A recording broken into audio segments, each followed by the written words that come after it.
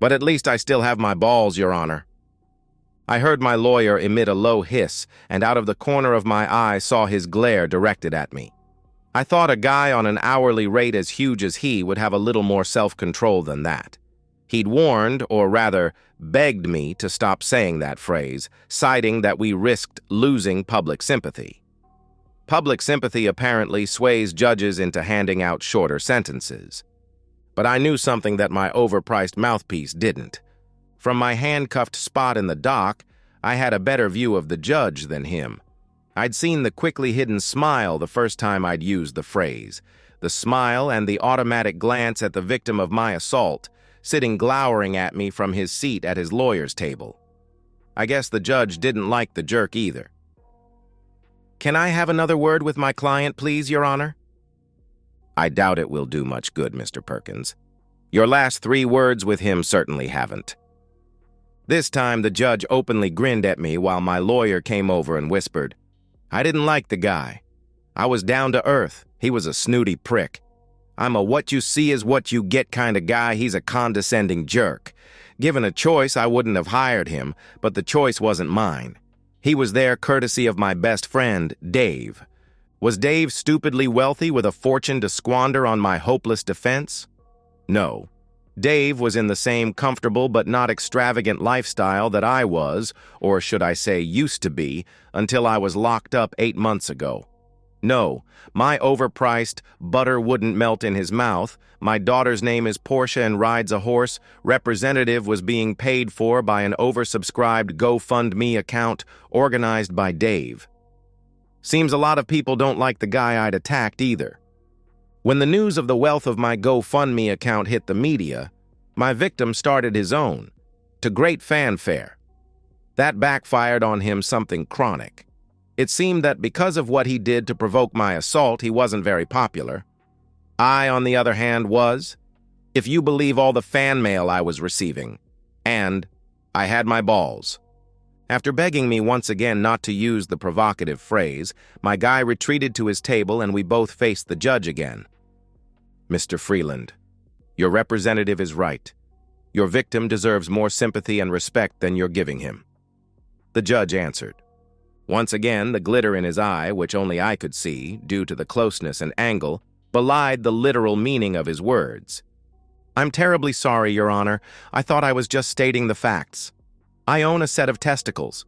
The guy I caught having intimacy with my soon-to-be ex-wife does not, unless he keeps them in a box that is—" This time the look the judge immediately gave me told me I was going too far, but it quickly softened again. I decided to shut the hell up. "Now, Mr. Freeland, as I was saying, you have pleaded guilty to assault occasioning actual bodily harm, which carries a maximum sentence of 8 years in prison." No. Please don't repeat what you said last time." We both glanced at the prosecution table, where the jerk just went red with embarrassment or rage again. "Thank you, Mr. Freeland. Now, your lawyer has argued that at the time of the assault, you were suffering from temporary insanity and cannot be held responsible for your actions. The psychiatric assessment the court ordered seems to indicate that you're as sane as the next man, but as the psychiatrist points out, temporary insanity is a—" At this point, the judge consulted his notes. "Stimulus-driven autonomic phenomenon." I remained silent, for once heeding my lawyer's advice only to answer questions. "We've heard the victim impact statement, so before I sentence you, Mr. Freeland, can you look me in the eye and tell me your story again, please?" "Certainly, Your Honor, or what I remember of it anyway," I answered. I paused and looked out at the gallery where my wife was seated. She lowered her eyes. She'd been absent from the court when the story was told last time, hoping to save embarrassment, I suppose. She must have had no idea the story would be repeated today. She must be in a dilemma, I thought. Decisions. Should she run away again or stay? Stay to show me how supportive she was, in the hopes I'd forgive her and take her back. Fat chance. She would have to face alone the humiliation and public shame of being caught cheating in the full glare of the public spotlight. My wife, Some friends and I were having a pleasant evening in a bar when Ballless over there, sorry, the so-called victim, just waltzed up to my wife and asked her to dance. Because he didn't follow the proper etiquette by asking me if I minded, I wasn't happy about it, but didn't make a big deal of it. She had 2 or 3 dances with the Jack, then came back to the table, and I thought everything was good. That was until she disappeared a little later. It turns out she'd gone off with the guy she'd danced with. I stopped to calm myself. Even after all this time, the memory of my wife's devastating betrayal still made me wild. I guess it's true what one of the shrinks said about where there is great pain, there is great anger. He described anger as a second-hand emotion, saying it never happens in isolation. Guess, if nothing else, I learned something new during my incarceration. "Go on, please, Mr. Freeland," the judge answered. "Well, I figured he'd take her straight back to his place, and a few people knew where he lived, so I went straight around there. Sure enough, his big flash car was parked in the garage. He and my wife must have been in a hurry.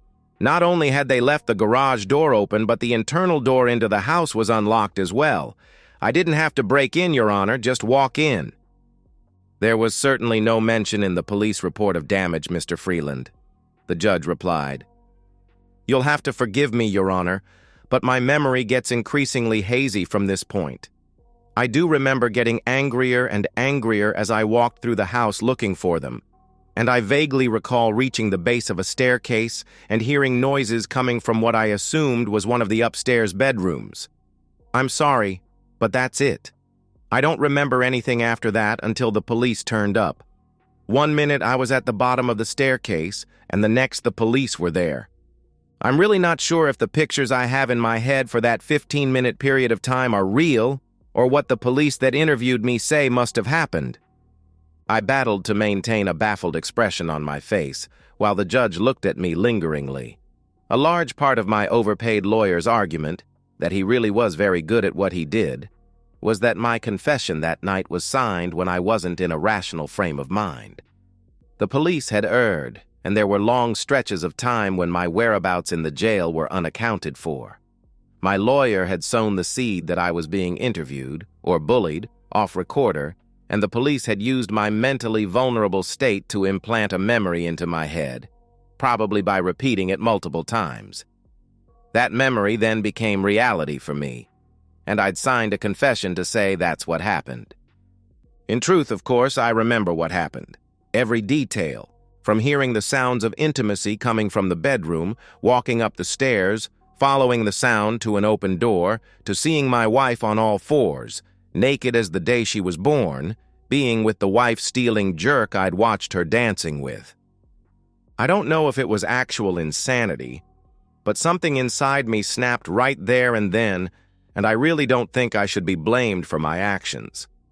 The couple were totally unaware of my presence as I watched them. She was urging him on, dispelling any lingering hope that she was an unwilling participant in this private fest.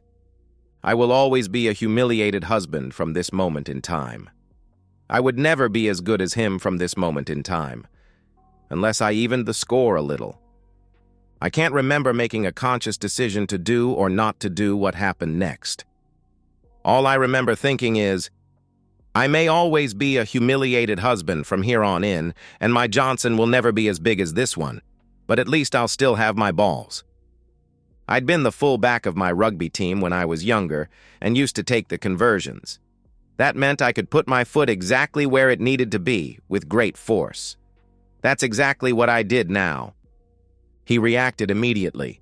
His movements were comical. He reared forward to get away from the deflation, pivoting my ex-wife forward until her head hit the headboard, stunning her. He then threw himself off her onto his back, legs splayed, all the while inhaling like he'd been holding his breath for a year. The pain mustn't have hit fully yet, as his aghast gaze went from his ruined groin to my smug smile. The look of horror on his face would keep me smiling no matter how long I was locked away. The judge began. "Yes, Mr. Freeland, your lawyer has made that abundantly plain. I believe the police station in question has already made some sweeping changes to the protocol. That you were at the scene is not under doubt, nor is the fact that you rendered first aid to the victim, which we've heard from 3 character witnesses entirely in your nature. That your wife didn't see you actually assault the victim is fairly irrelevant. There is no doubt you did the damage that resulted in the victim's testicles having to be surgically removed. No, the only question is your state of mind at the time of the assault. Now, as I said, the statutory penalty is an 8-year custodial sentence, although I am allowed to take into account the provocation you were subjected to and your probable state of mind at the time. As for the deterrence value of the sentence, well, I doubt you'll ever be subjected to such an emotive and, quite frankly, disgusting provocation ever again. At these last words, the judge looked over at my wife in the gallery with a look of condemnation and revulsion. She shrank into her seat. It didn't escape my attention that she had none of her friends around her for support. From what I'd heard from inside my quiet, safe cell, she didn't have many friends left. My case had made sustained headlines across the country, firstly because of the fame of my victim, then the human interest stories about how some celebrities use their fame to do very immoral things with few consequences, then thirdly because of the GoFundMe account. It seems that some of the husbands my wife's lover had previously humiliated were quite wealthy, and the fund was well into 6 figures before the public started throwing in. My David versus Goliath story must have hit a chord because thousands upon thousands of people chucked in their spare change and more. The sheer size of the fund guaranteed its own publicity and kept me and my wife's sins in the forefront of the nation, as well as our friend circle's mind. It became socially unacceptable to do anything but pillory her publicly. I must have drifted off into reverie at this point because I suddenly became aware of the sounds of clapping in the courtroom. We all rose as the judge left the room, and I looked around at the sight of people smiling at me and giving me the thumbs up. I turned to my lawyer. "What the hell?" "He judged you temporarily insane, you lucky person. He sentenced you to time served and 3 years probation. You're a free man," the lawyer replied. We shook hands and he supervised me being processed out. The bailiff shook my hand, clapped me on the back, and leaned down to whisper to me, "I'm sure glad you still have your balls, man." He showed the insanely grinning me and my dour lawyer the back door past the waiting media. Once outside, I thanked my lawyer, and we went our separate ways. Turning the corner at the courthouse steps, I looked toward the front entrance and saw a pack of reporters waiting inside, although I believe clan is the collective noun for hyenas. My change from prison orange must have thrown them a little, as no one took any notice as I walked past. I saw another little cluster of people gathered on the steps on the far side of me. Bugger me. My victim was giving his own press conference with his lawyer. They stood on the lower steps facing a half-dozen cameras as I walked toward them. As I came within earshot, I heard the former local superstar, now publicly exposed as the jerk he was, decrying, "I vow to appeal the judge's decision of today. It was a travesty of justice. What's more, I'll be launching a civil action to clear my name. Having intimacy with married women isn't a crime." First, one, then more of the guys directing the cameras tapped their lens watchers to turn toward me. By the time I approached, the former star along the same stair level he occupied, half of the cameras were pointed at me. The height and weight disparity, he had me by almost 1 foot and 100 pounds, was accentuated as I stepped into his personal space. The jerk actually took a step back from me, tripped over his own feet, and fell on his back. From the ground, he quickly looked at the cameras and realized how weak that made him look. I gave him my best smile. "Good luck with the appeal and the civil suit. Win or lose, I'll still have my balls." He turned bright crimson red. The headlines in the local papers the next day were as funny as hell. Variations on the theme of "Husband keeps balls," "Ballsy little guy stands up to disgraced pro footballer," even "Lavaliere loses his balls again." All the extra publicity ensured my GoFundMe balance just kept climbing, and I retained the best civil lawyer I could, hoping he would limit the damage of my inevitable loss. I waited 1 month, then 2, but the expected service never came. Finally, one night I found out why. I was having a quiet beer at my local bar on my way home when a large guy stood behind me. I knew he was large because of the shadow he cast over me. He asked me not to turn around but explained that he worked with a men's support group that helped wronged husbands. Members of their group had a quiet chat with Lavalier, and he'd decided not to sue me. I didn't press the guy on why Lavalier came to that conclusion, but if my new, shadowy friend's buddies were all the size he was, I can easily imagine. I offered to buy my new friend a beer, but he declined, so I just thanked him and respected his wishes to keep facing the bar until he made it to the door. It's nice to have friends, even if you don't know them. I watched Mark's career with interest after that. He was quietly dropped from the major league he used to be the star of and ended up in a minor league. The media estimated his earnings were down more than 90%. He made the news just once more about a year later. It was one of those programs late at night that interviewed ex-celebrities. A friend recorded it for me. Lavalier was bleating on in a noticeably higher-pitched voice about the unfairness of it all. With no balls, his testosterone levels plummeted. He shed muscle mass, drive, and aggression. This added to the ribbing he received every time he ran onto the field. He was given a 2-match suspension when an opposition player allegedly whispered, "At least I still have my balls." The film cameras caught Mark turning and slapping the guy. If he'd punched him, it may have earned him some respect, but a slap did his rep no favors. Less than a month after that, he was sacked after being caught taking testosterone supplements, banned as performance enhancers in professional sport. I lost track of him after that, hearing his name only when people talked about the perils of infidelity. As for Linda, well, she fared little better. Her friends, family, and acquaintances quickly found that if they sided with her, they got smeared with the slime her notoriety earned her. They ran like hell, throwing stuff at her as they fled. The media left no detail out on how she'd betrayed me at the drop of a hat. Or was it panties? She became the poster girl for bad wifehood. Bereft of support from family and friends and pilloried by media and passers-by in the street alike, she tried to flee from the district. My family lawyer, you guessed it, the best that money could buy, stopped her from removing the kids from my proximity. In desperation, she turned to alcohol for relief.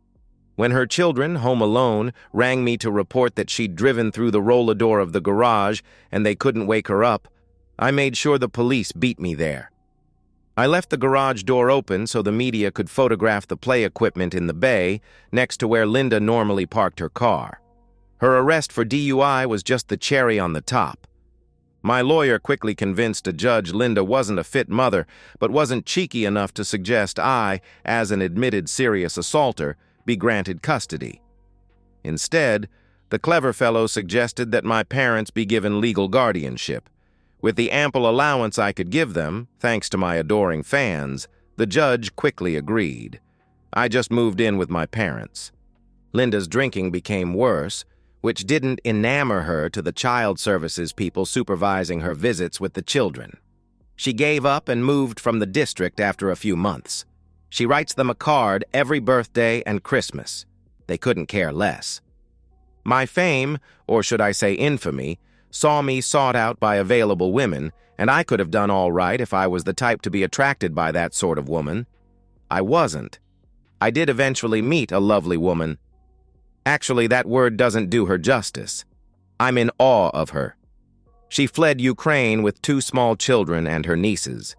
Her sister and brother-in-law have been killed early on in the conflict with Russia. Best of all, she loves me for me, not because of my fame, though she has been known to whisper to me late at night after playing a little hide-the-sausage, "I'm glad you still have your balls, Jim." And so, we've reached the end of today's story. Was it what you expected, or did it take a twist you didn't see coming?